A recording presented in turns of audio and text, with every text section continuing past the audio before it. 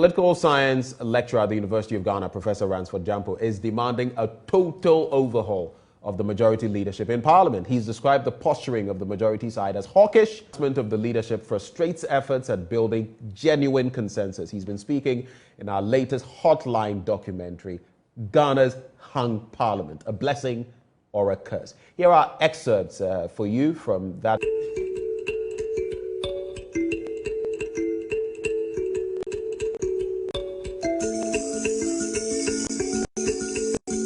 Since the inception of the Fourth Republic,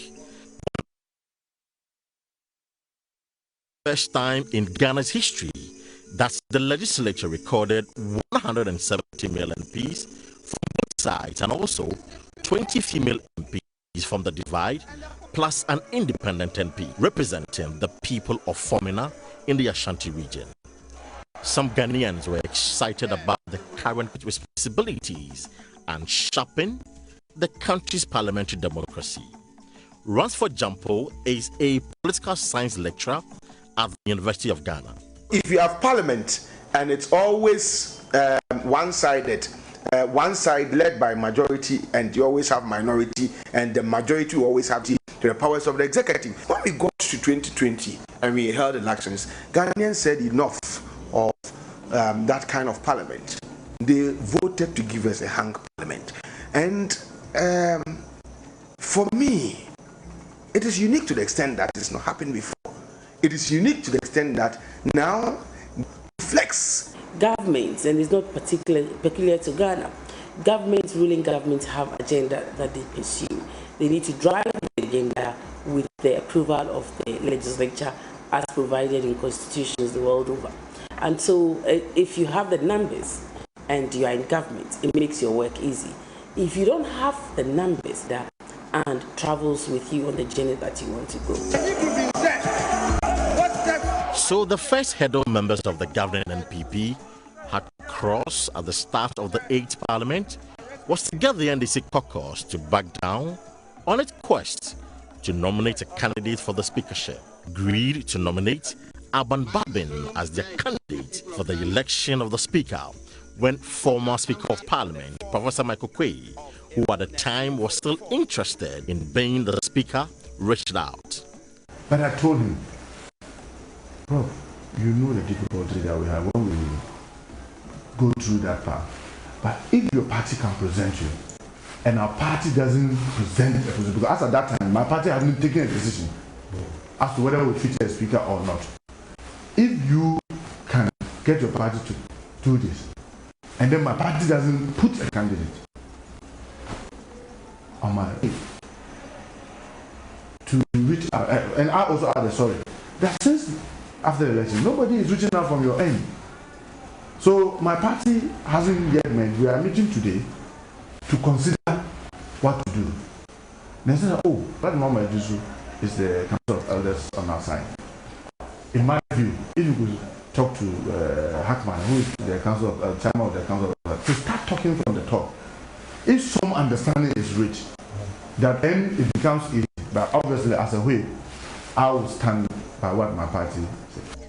A minority determined to elect Alban Babin as Speaker of the 8th Parliament began mapping out strategies. The first was to court the support of the independent. What was his reaction? He wanted time to think. And I can tell you one funny thing. I spent more time talking to his wife than himself. As part of my strategy. Talking to his wife, telling her what we were ready to offer, if you could come on board and what have you, until a powerful king called him. And then obviously they were all proceeding. Then a powerful king called him. And then when he told me, I said, well, this is a king that myself I revered, so it will not be good to disobey him. But my advice to you is that you know how they treated you. Don't accept anything. If you accept a ministerial position, they'll humiliate. Kwesi Parker Wilson. Good morning, sir. Good morning. Good morning. I greet you, sir. I agree to you. Prof Akapo, I agree to you. Do you want me to get on your case? Oh, no, not yet. Not yet. Let's talk about the hung parliament. Let's talk about the hung parliament. But the hung parliament, it's turning out to be what many people didn't expect. From the outset, you know, we felt, oh, it's going to balance things out. But the balancing has been something, which I believe in. Though I must state clearly that the majority leader says there's no hung parliament. And of course, in this documentary, he provides reasons why he believes there's no hung parliament. Political scientists will tell you once it's 137. Forget the extra person who is an independent candidate, though. And you see, when you watch this documentary, it tells you the psyche of the majority as against the minority and the independent aspect we spoke to. And let me say that since the Fourth Republic, many have said that Parliament has become a rubber stamp. And so the outcome of the 2020 election gave us a responsibility. And I can give you an example. You call the approval of the PDS in Parliament because the majority at the time had overwhelming majority. In spite of all the concerns, 150 something. 169. 69. That's against 109. Right. So in spite of all the concerns raised by the minority, the majority still approved the deal. Now, fast forward to the 8th way. Now, you remember the Japa deal? Yes. What happened? The minority kicked against it. Today is out of the budget. Right. You remember the courtesy defense project? Right. Now the e-levy. And that has become a major source of controversy. 137 says we try to establish whether we are having the benefits, we are reaping the benefits of a hung parliament, or perhaps it's becoming a curse to the ordinary Ghanaian. And I must tell our viewers that this question is being answered in the documentary. I spoke to Professor Ransford Jampo, political science lecturer at the University of Ghana. I spoke to Dr. Rashid Draman, works at the Africa Center for Parliamentary Affairs. In fact, he's special of parliamentary work. And I mean, you should watch him give an account of how this parliament has become over the last 1 year. And even the conduct of the majority towards the speaker. In fact, we are learning that there was a meeting among the leadership of the House that the majority leader should tone down.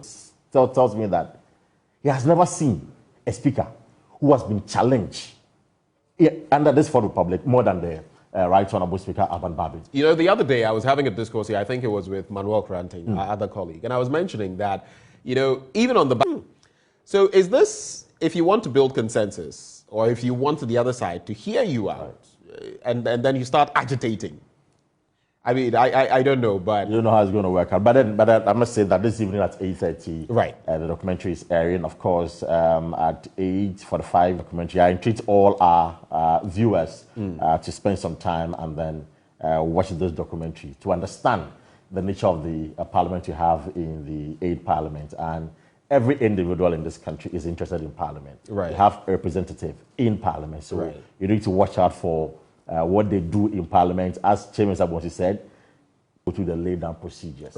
But we'll talk about everything. And let me tell you the secret. The NDC has put together a 15-member committee. They call them the Bad Boys.